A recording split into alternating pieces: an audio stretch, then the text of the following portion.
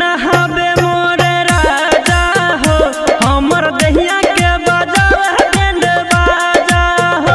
भोरे भोरे नहाबे मोरे राजा हो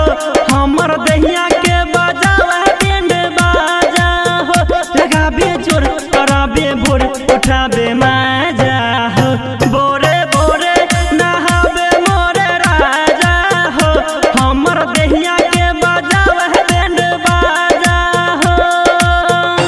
बाजा हो बाजा हो। आप सुन रहे हैं एसके स्टूडियो भवानीपुर की शानदार प्रस्तुति।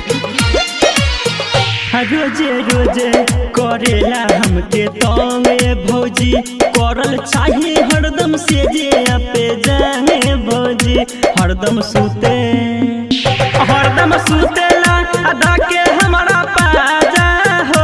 मोरा दहिया के बजावे बैंड बाजा हो लगाबे जोर कराबे भोर उठाबे माजा हो भोरे भोरे नहाबे मोरा राजा हो मोरा दहिया के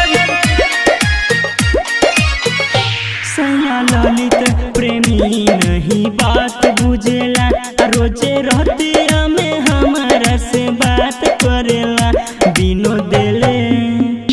होशियार देले बहम के साजा हो मोरा दहिया के बजावे बैंड बाजा हो